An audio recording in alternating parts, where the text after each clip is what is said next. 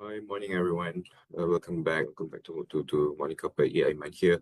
Right, so looking at the S&P 500, well, tumble almost 1.7% yesterday, dragged down by the tech rout after the recent SoftBank disclosed sold its entire stake in Nvidia, sparking fears for the AI trade. You know, is stopping out. So I think sentiment was also further dampened by the Disney, which missed the forecast, right? And Hockey said comment from the Fed official who signaled the December rate cut is unlikely. So I think the market is also facing a data cliff while the reopen, right? I think key inflation report remains delayed, leaving investors clueless. So I think at this juncture, sentiment was a bit shady, looking at how investors reaction, right?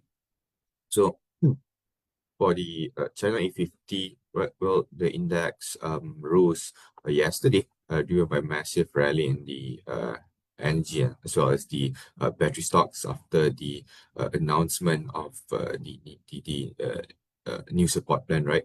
So I think this policy-driven surge in the green energy stocks combined with the existing strength in the AI tech signal a broader policy pivot, right, that overshadow the cautiousness ahead of Friday economic data. So I think the bullish local sentiment was further supported by the positive global backdrop following the official uh, uh, end of the US shutdown as well.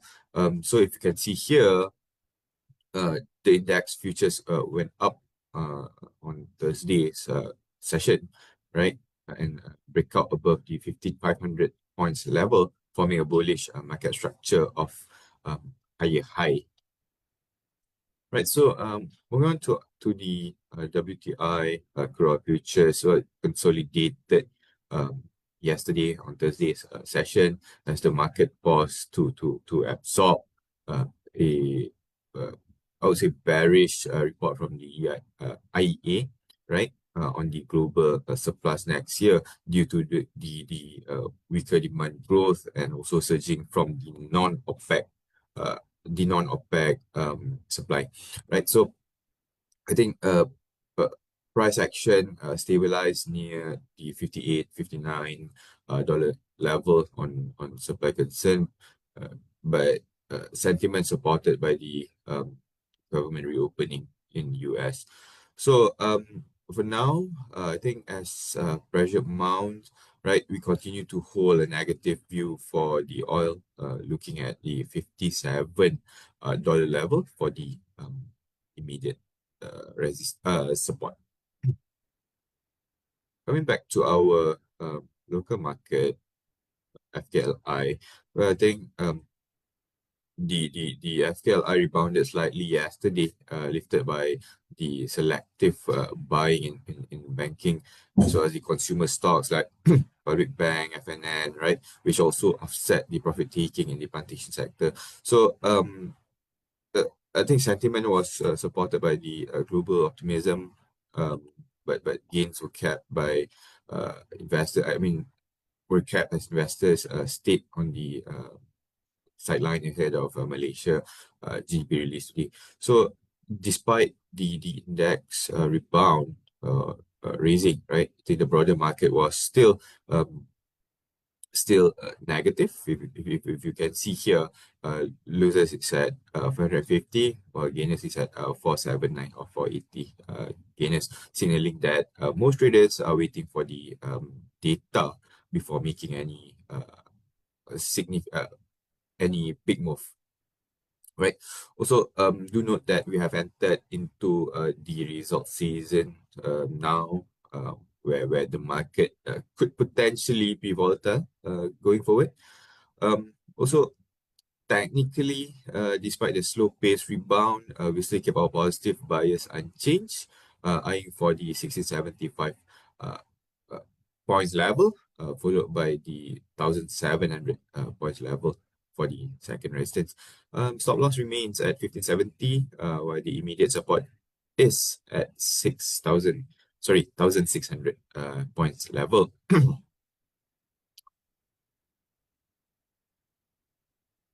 Right, so moving on to our Malaysia trading stock. So today we have VS Industry. So the stock breakout above the 49 cent level on a strong volume. So with that, we expect that the bullish momentum to remain steady, to remain bullish, right? And the stock able to climb further to test the next resistance at 53 level, followed by the second resistance, the following resistance at 57 level, right? So if the stock reverse and dip lower below this 45 cent support, this could shift to a bearish structure. Also, next we have JF Technology. So the stock is experiencing a breakout as well at the 60 cent level. So if the stock remain uptrend, remain bullish, right? We foresee that the price to reach the 65 cent in the coming sessions ahead on a strong volume as well. And second resistance is now back at 70 cent level. So keep an eye at the 55 cent support level for any kinds of or any attempts of reversal moving forward. Right, so for the FCPO, well, if you see here, the FCPO still traded sideways, or doesn't move that much, right? I think as the market entered into a consolidation phase, balancing the heavyweight domestic inventories against the technical support at the current level here. So if you can recall recently, I think selling pressure is slightly as soybean oil price stabilize, providing a floor to the rival of, to the FCPO, right? However, the upside was non-existent as traders remains cautious ahead of November, first half of November export data. I think, if I'm not mistaken, this weekend, right, which is expected to confirm a continued slowdown in demand. So yeah, still looking at the downside for now, and we are eyeing for the 40-50 ringgit support, followed by 4,000 support level. Right. So that's all I have for today. Thanks everyone. And I pass the floor to the next speaker. Thanks and happy trading.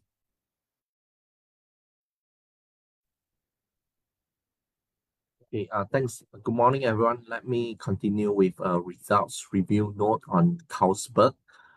This is their third quarter 25 results. Essentially, the 9-month results were within our expectation, with core net profit coming in at 280 million, which was up 4% year on year.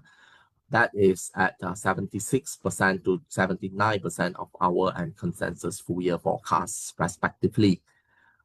If we look at the numbers, 9-month sales was down by 3% to 1.7 billion ringgit. That's mainly due to the earlier timing of Chinese New Year this year, which shifted the Chinese New Year sales to December last year. And of course, throughout the year, the company or the industry itself has continued to observe cautious consumer sentiment.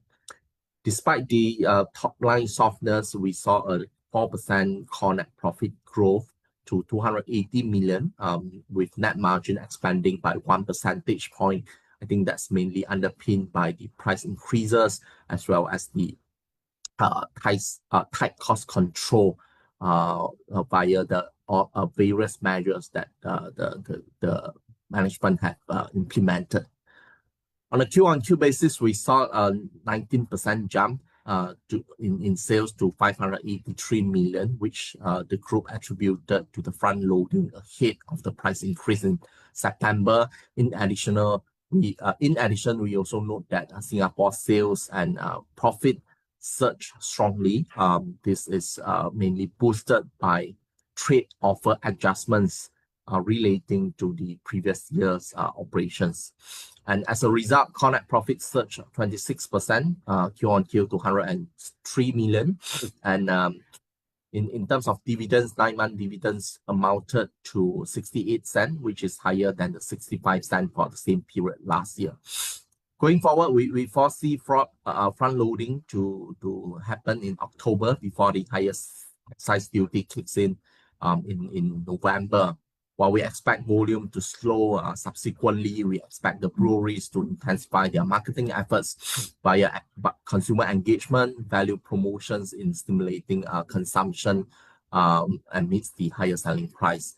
Meanwhile, Visit Malaysia could drive higher volumes by accelerating the robust tourist arrival momentum, and we expect profit margin to remain elevated, underpinned by price increases, continuous efficiency gains, and favorable input costs and forex trends. So post results, we make no changes to our earnings forecast and target price of 20 ringgit, which implies 16 times forward PE and at a discount to peer Heineken. Valuation is attractive in our view, the stock offers close to 7% dividend yield. We believe the excise duty hike impact has been priced in, and demand will eventually normalize beyond the immediate term. That's it. All in, we are maintaining our buy call and target price of 20 ringgit for Carlsberg. Let me stop here and pass on to the next speaker. Thank you.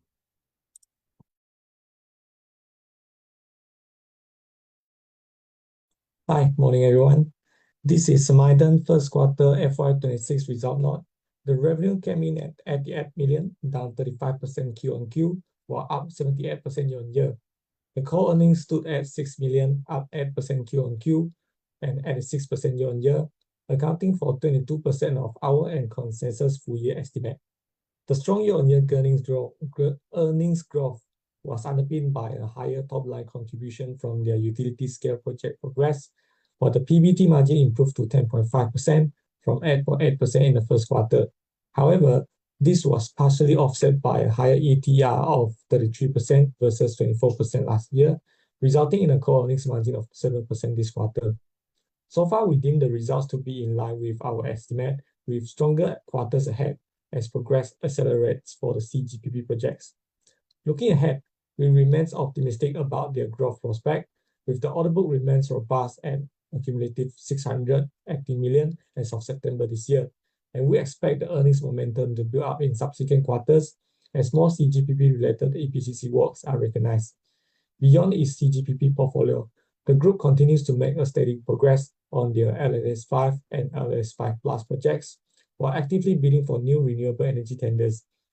Looking ahead, within the RE sector prospect remain optimistic, supported by Malaysia's pro-RE policy landscape, including the Green Technology Financing Scheme 5.0, the introduction of a carbon tax in 2026, the LLS6 program, and also the Solar ATAP program. Collectively, these initiatives are expected to drive renewable energy investment and provide a multi-year growth runway for Samaiden, reinforcing its position as a leading beneficiary of Malaysia's clean energy transition. Valuation-wise, we make no change to our earnings estimate, as first quarter performance was broadly in line. However, we derive a new sum of parts TP of 163 cents by rolling forward our valuation back to CY26, since it's a new financial year for Samaiden. That's all for me. Happy trading and see you again next week.